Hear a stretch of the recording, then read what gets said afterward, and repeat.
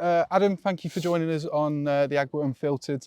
It's really exciting to be with you today. It's a real privilege to be down here at Cozy. Thank you for inviting us down to your new office, I guess it is. Yeah, it's we're actually in the bad part of the office at the minute. These pitches have not had much water, but when we go to the good part, you'll see how good the training ground is, and it's been a privilege to be back. To be honest with you, obviously I came as a player, and probably felt I didn't do myself as much justice as I could have done, even though I felt I had a decent enough time here. So to come back, and especially in pre-season, just to see the passion and the want to win from the supporters has given me an even bigger lift. Not that I felt I needed it, but it's really given me a kick to push on and be successful for the football club. Was this part of the reason why you chose Kidderminster as your next club? Because you obviously had a pick of clubs that you could go to potentially, and this is one that you played for. Was this part of the reason why you wanted to come back? Definitely, I think you have to. For me, I had a choice to make. I've had a choice to make over the last few years whether I went back in at a higher level as an assistant coach, assistant manager, or I stayed as a manager at kind of the National League level that I'm at. Because the one thing I have realised is it doesn't matter how much experience you've got as an assistant, it's so hard to get a first team job higher up the level. So my thing was, if I was going to stay as a manager, I had to be in an environment that I could push standards and be as professional as we possibly could. I've always had my eye on Kiddie as a club and as a role. I've always wanted to manage here. It's a club that I've always felt I could do good things with, and now I've got the opportunity. It's great, and as fans, we're really pleased that you are here, because I think your story of your time as a coach, but also like the last season, you were very similar to us, nearly got promoted. How do you now kick on and get that promotion with it? We've got to do everything we can to make sure that it don't take that long, because what happens ultimately is you get to, like we both did last season, the last couple of games of the season, and everybody says, wow, if we would have took a point there and 2 points there at the start of the season, and it would have been done. Yeah. And you can't allow that to happen, because when you go in for a promotion, for a championship, especially the National League South was last year and the way I think the North will be this season, you can't afford to drop points. Now that comes with pressure, because it's impossible to win every game, but at the same time I think you can really kick into gear and you can maximise opportunities to get points, and that's got to be our aim as a team. Definitely. You were a player here?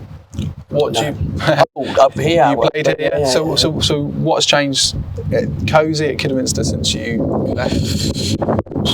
Everything. I think there's obviously back then it was a little bit more, even though we were a football league, it was still a little bit easy going. We had Jan as a manager, and there was, I think just in football in general, there was more of a social element, which wasn't good for me. If I'm being honest, I took the social element too far. But I think now everything's more professional. I think the way the clubs run is more professional. The training ground, the standards, everything is geared to be football league. The one thing that I do like about the way the place is run is there's a real discipline about everything, and I see some clubs at low league football, and I'm really fortunate probably in my last two clubs that they've had good financial backing, and they've had big budgets. Now our budget's a good budget. It won't be the highest in the league, but it's a good budget. But it's very disciplined in how we do it. It's not a case of we'll just spend money for the sake of spending it. And for me, I appreciate that and I respect that, because I remember when the club was in a really bad place. And for me, that's really important. It's important that it's never put in that place again. So we do things right. We do every transfer we've made. There's been a lot of homework going into with me and Dean and the change we've asked to do, and I honestly believe we put a really strong squad together where we've got a lot of options, and we're going to need it. Is that a relationship between you, Dean, Richard, Key? Is that yeah? And is that just a professional relationship, or do you think that the relationship's deeper than that almost, like you because it has to be. Yeah, definitely. I think in football, and I imagine it's the same in business. Obviously, I've never been in business, but I think there's a lot of crossovers.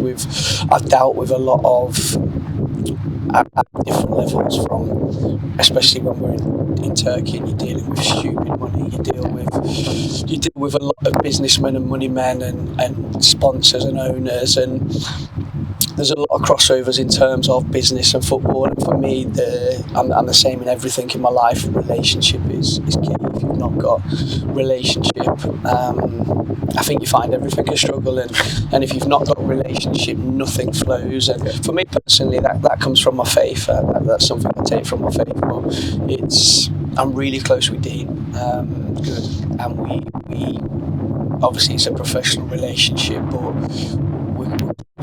we can talk about everyday things and we get on and we enjoy each other's company. You have to have that, because I've worked with so many directors of football. Some have been incredible, but some have not. And once that relationship breaks, everything becomes a real chore, and it enables it enables a good dynamic between you and the owner or you and the chairman.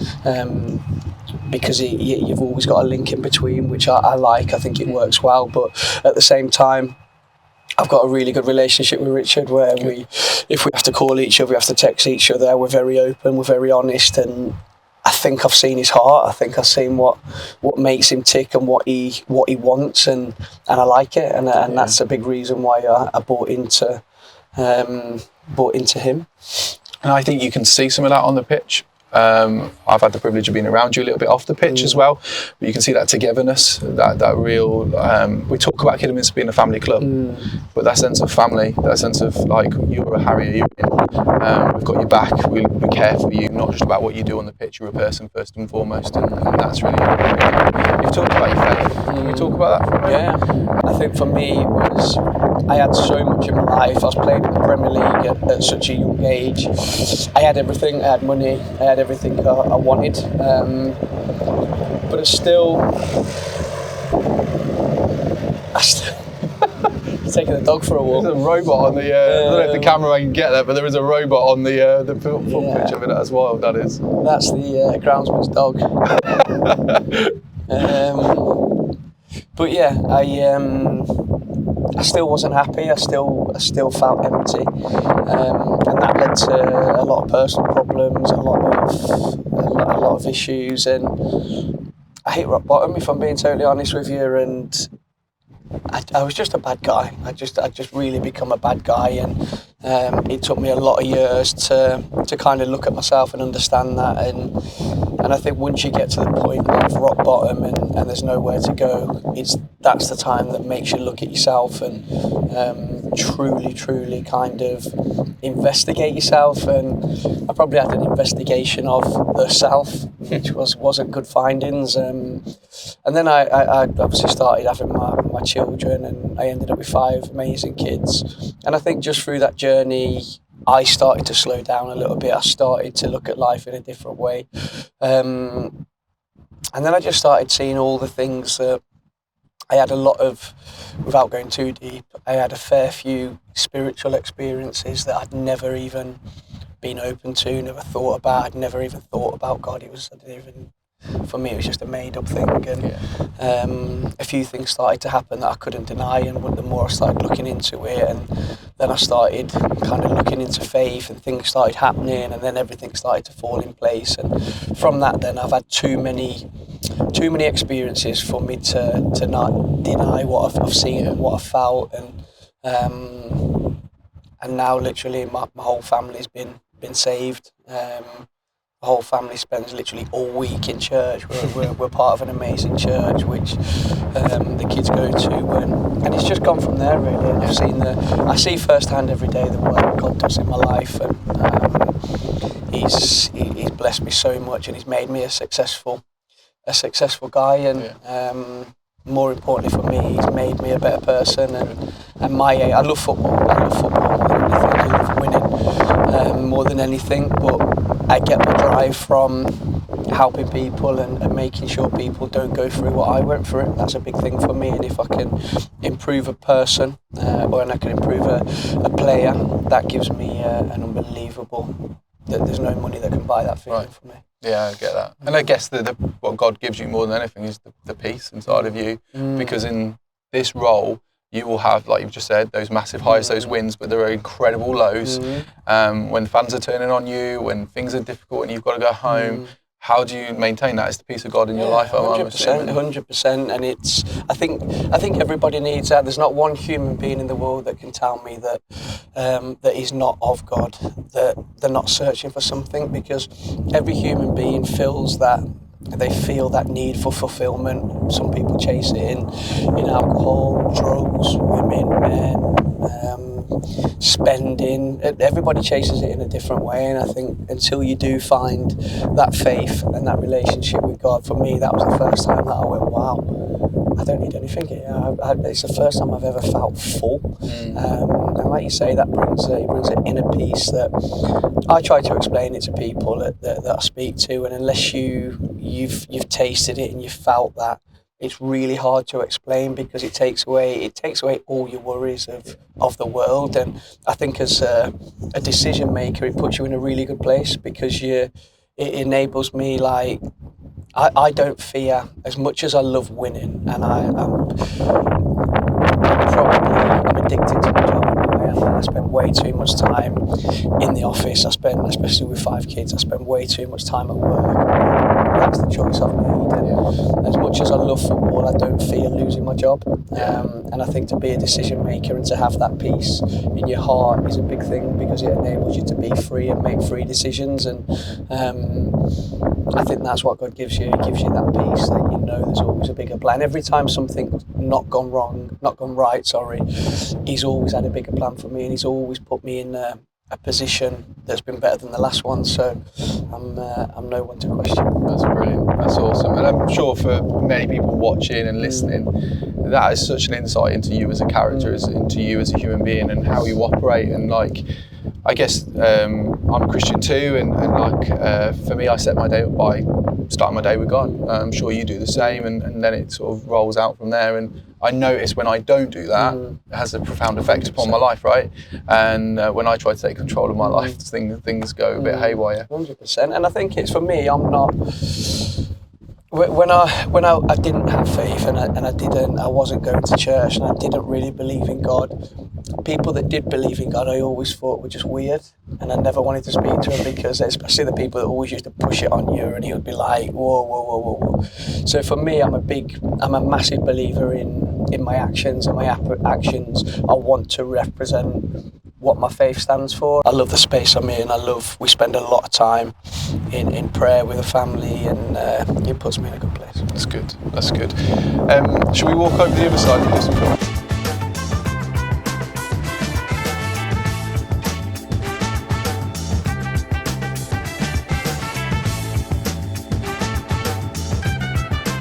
Is that all right there? Yeah. Okay. First football shirt you've ever owned? Oh, it was a Liverpool goalkeeper top, Bruce Grobbelaar one. Love that. Yeah. Are you a Liverpool fan? No.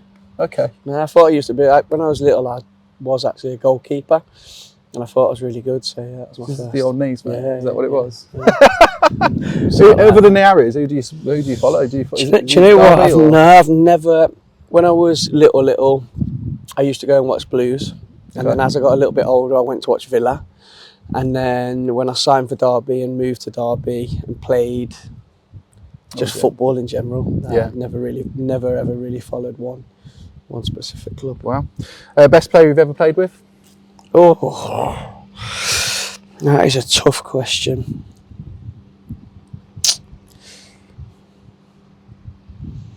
I'd have to give it the big one and say, like, probably some of the lads that I was with at England under 21s, people like Lampard and Carragher and Rio Ferdinand, but then somebody like Ravanelli who came to Derby was just an absolute joke.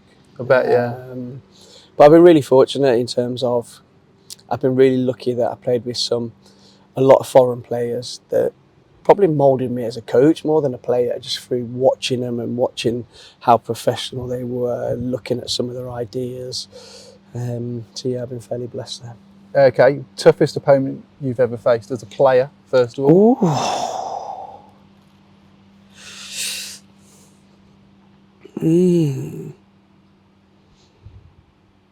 I think for my brain and my learning was Gary McAllister. Wow, that was he schooled me that day. But Was he playing for Cov or Liverpool? He was playing for Cov. Okay. The amazing thing was he taught me through everything that he was doing. Did he? Yeah. While he was doing it? Yeah, I was only a baby. But he'd do it, and then the ball would go out playing, he'd be like, look, if you stand there and I'm going to show you that pass, you're going to leave that open, so then I'm going to go back. I was like, oh my, and he taught me lesson after lesson in 90 minutes. So that was it was a tough day for me. But then as I came down the leagues, people like, I don't know if you remember him, people like Jamie Magguire, who used to play for Fleetwood, just an absolute disgusting demon. And then I signed him. I actually signed him as a manager at Mansfield. But yeah, I think I was lucky to play against some of the big names, but I think the tougher challenges came as I came down the league, because then you've got to do everything. You haven't just got the luxury of just being able to play on lovely pitches and play the beautiful game. You've got to go to horrible places and scrap against people that it is do or die. So I think my tougher opponents were definitely down the leagues. Great. Okay, one word to describe your managerial style. Oh, can I do it for you? Go on then. Energetic. Energetic, yeah. Watching you on Saturday, like you never stop shouting, telling everybody what to do. The game was exciting. Like in the stadium, there was less fans than we've had in a long time, but it was more noise because there was energy. I would say energy for you. Good shout. I think for me, that's funny you say that actually, because I got in the car after and my kids came and my wife, and she went, "Can I ask you a question? Do you think you talk too much in the game?" No. I was like, definitely not. You obviously do. But no, I think for me, with the philosophy that I have and that I've brought into here and where I want us to get to, it is a high energy way of playing. And if I'm not bringing that from the touchline, then it's a contradiction. So sometimes I have to control it. Sometimes I know one of my biggest battles is probably in life. This is crazy. Probably in life is officials.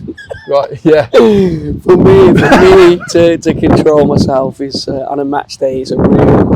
Was the fourth official talking to you on the? They were actually good on Saturday. Yeah, okay. We had some good banter. Apart from I wasn't, and I know he's just been promoted to National League North, the ref. So I'm not going to be too harsh on him. But I thought he's got a lot of learning to do. But the fourth official and the linesman were actually good. But yeah, I think energy is a good one.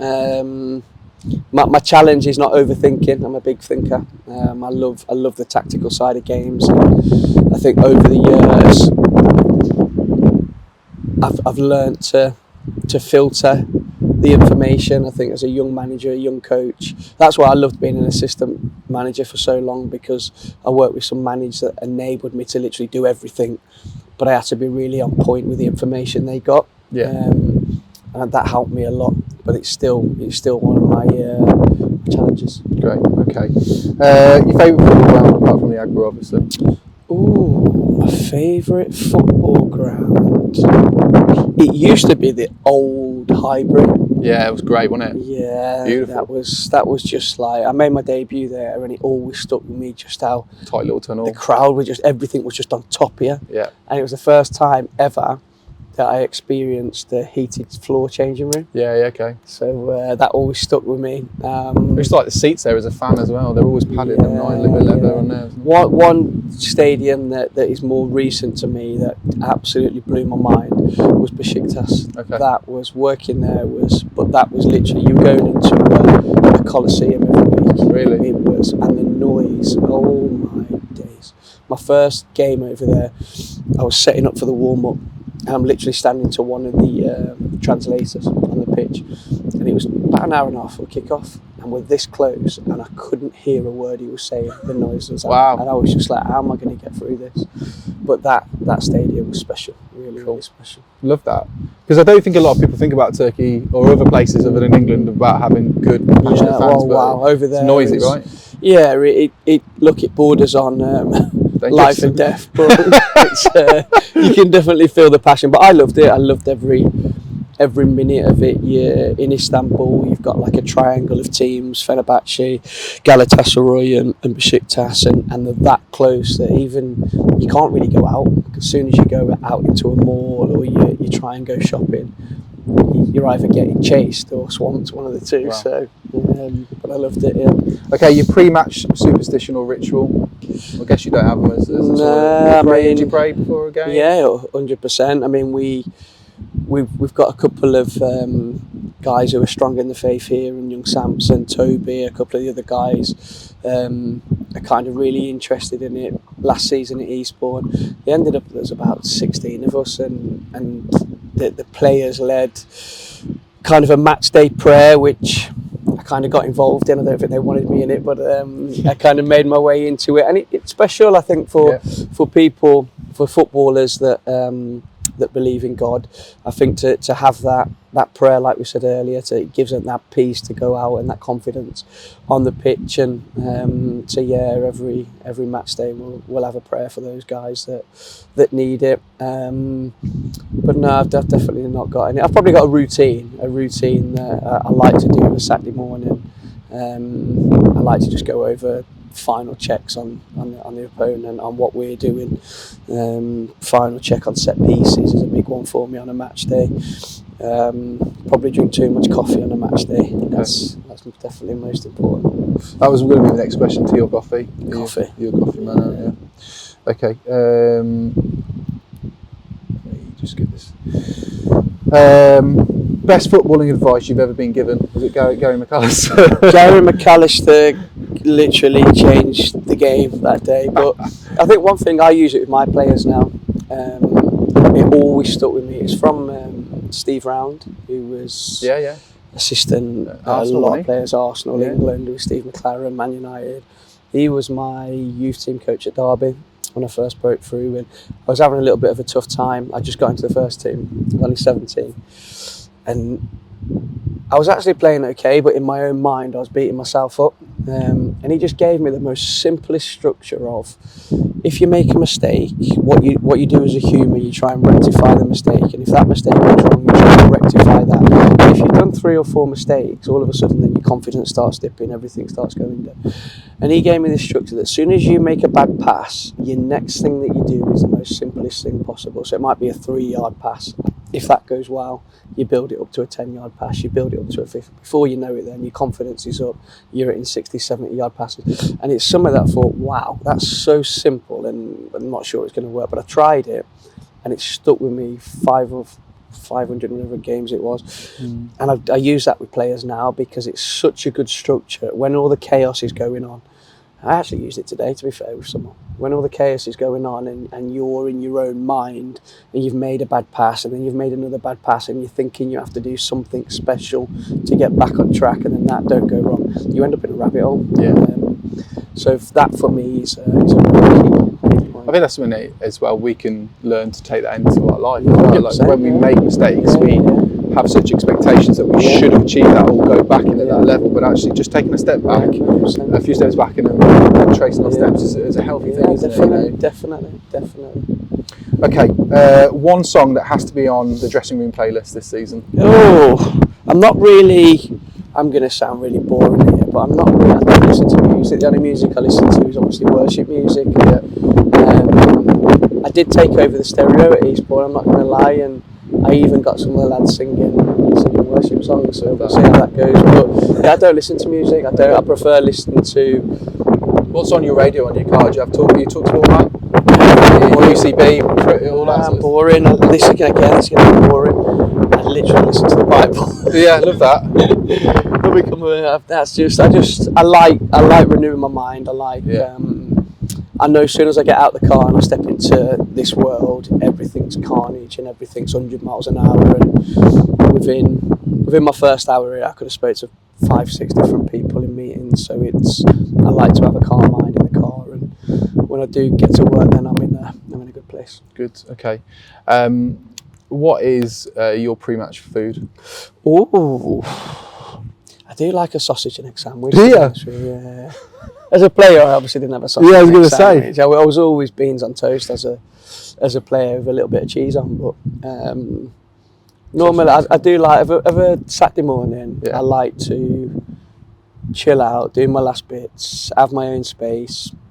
I pray, I read, I eat a sausage and egg sandwich, and I get ready for war. Red or brown sauce? Red. Good man. Yeah. I knew we were friends. I don't understand brown sauce, mate. What was that about? You've spoken about winning habits a lot. I've heard you say that a lot. What exactly does that look like on a day-to-day? I think for me, it's discipline. You win by being disciplined, and that is in every little thing you do. I think we've had I think we've had a really good pre-season in terms of learning about each other. We've had a lot of tests, different tests, but we got to the Hales Owen game, and we spoke a lot about what we were going to do tactically through pre-season, what the philosophy looked like. Obviously, a big emphasis on the physical side, and then my thing against Hales Owen was just win.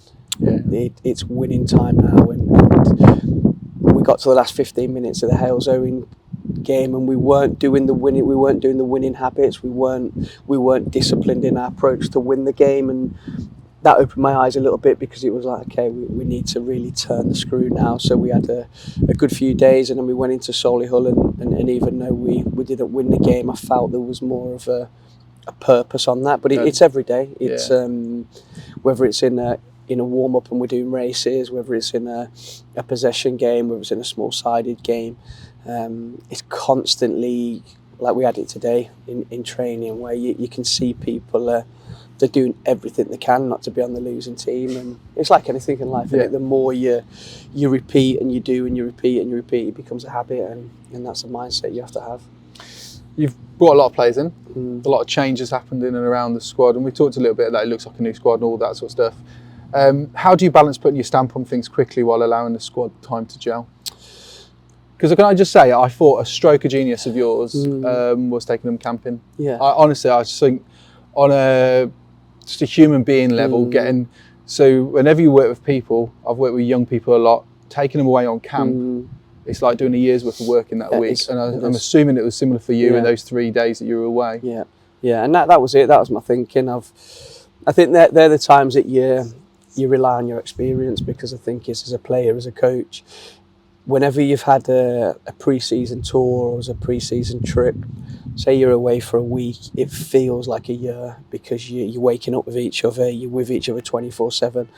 And the actual football side of what you do in pre-season, if you do the right work and you're consistent with it, it naturally happens. But for me, in pre-season, you build in the togetherness and the mindset of the group for when you take a punch on the chin. You're not building to win, because the winning, as good players and a good team, you'll automatically win. And when you win it, and it's brilliant for everyone, and everybody just flows when you win it. It's when you get a smash in the chops, that's where you see the real team. And I think for me, the idea of the camping was, a lot of lads hadn't been camping ever before, so it brings a bit of social element, a little bit of banter as well, which brings people together. You end up, we ended up like 11 o'clock at night, everybody's just sitting around, and people are having conversations with people that they never would really. They're talking about the life and things that you'd never talk about. We had a little bit of, again, some players wouldn't have done at other clubs, I imagine, where we all sat round in a circle, and we were just really vulnerable as men. We started with staff. We went through every player. Every player says what drove them, why they wanted to be successful, what they were scared of, what they were worried about. Because ultimately, if I'm going to war with someone and I'm asking somebody to run through brick walls for me, I need to know what makes them tick, and I need to know what worries them and what scares them, because I might be able to help them. I might be able to stand in front of an issue for them and take it. So it was a really great few days, and we had some we had some good laughs, we had some good banter, but ultimately we got a good bonding in, but then physically we got some great work in as well, and it did feel like we'd been away for like 6 months. We had that much time together, and pre-seasons felt like that. I wanted to get to this stage where people were getting fed up of each other because we'd been together that long, and we got to that point. So I just gave the boys a couple of days off after the Solihull game just to refresh everybody, and now we come in ready for the push. So we've got Scarborough Saturday. Yeah, Excited? Can't wait. I think we've been ready for a while now. We've already watched a couple of Scarborough's games from pre-season. Obviously, same manager, so not much has changed. But it'll be a tough game. I think that the first couple of games of the season are always everyone's kind of finding the feet. You get a little bit of anxiety in there. You get a little bit of nerves in there. People don't want to make a mistake. So the first couple of games are always a little bit strange, but we know what to expect. And the big thing for me is we know what we're about, and that'll be the main thing. Good. What does success look like this year for you, for us as a club? What does that winning? look like? Yeah. Winning. I think I'm not gonna say like I expect to win every game, because that's impossible to do. But I've not come here just to go through the motions. I've not come here just to try and sneak into the playoffs. I want to be successful. I want to win as many games as I possibly can with this team. I think we've put a really good group together. There's a good mindset in there. I do think this will be the hardest this league's been in a few years, just because there's so many teams that have gone either full-time or hybrid, which is basically full-time. So I think the competitiveness and the level has gone up, but I think I expect us to be right in the mix. Is it going to happen straight away overnight? I don't know. I feel like we're in a great place, and the process has actually gone quicker than I thought it would with so many new players. So I'm expecting us to fire. Obviously it's football, so I can't promise that, but we've done everything we can to put ourselves in a position to go.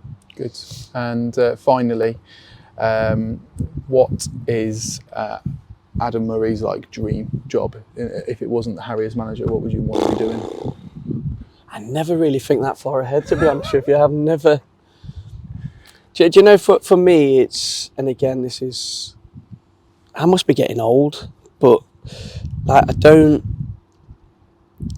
for me, it's the environment. I have to be in an environment and a place that one appreciates. I'm a human, so I like being in a place where people appreciate how hard I work, because I know how much I commit to my job.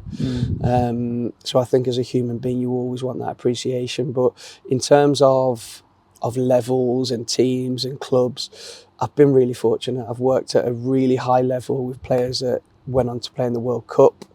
I've had loads of money, I've had no money, and I've worked at non-league. Yeah. I've been the whole spectrum, and the one thing that changes for me is I have to be in an environment where I can be me and work. I'm appreciated, and I can see growth. And if I've got that, the level, the club, if you're at a club that's close to your heart, it's even better. But I'm not chasing any dreams. I'm not going to stand here and say I want to go and work in the Premier League, and I don't think like that. That's not why I'm here. I want to be successful here, and that ultimately will mean the world to me. So I just enjoy it, to be honest with you. It's a great place to finish, isn't it? And I was going to ask you what your message is to the Harriers, fans, but I guess that's it. You want to enjoy it. You want to see success, and you want to do well here for us. 100%. And look, don't get me wrong. I know what. I've been really fortunate. I've got 7 promotions in my career, but I know what it takes. I know it takes. Everything's not going to be rosy. We're gonna take a few setbacks. We're going to get a few punches. But I know I could look every supporter in the eye and say they'll get every piece of me. I'll give it everything I've got, and ultimately, if that turns out to be successful, great. If it doesn't, that's life. But I know I'll be able to look myself in the mirror knowing I've gave everybody everything, and I think it's going to be fun. I'm excited for it because I know the team we've put together. I know myself. I can feel the more these boys play together, the more they train. I see it every single day. We're just moving one step further and further and further, and that'll continue. So I'm really excited. I can't wait to get into proper games with these supporters, because I think it's going to be a special time. And my big thing is this season, I want to make our home a real fortress, and I most definitely can't do that on my own. The players can't do it. We have to give the supporters something to scream and shout about, but there's going to be times where we need them to lift us, and my big thing this season here is to create that togetherness where, whether we're home or away, we're all going to war together, because that's huge. Yeah, it's great. That's huge. Thank you, Adam. Thanks for giving us your time. Thanks for inviting us down. Anytime. And we'll be with you soon. Anytime.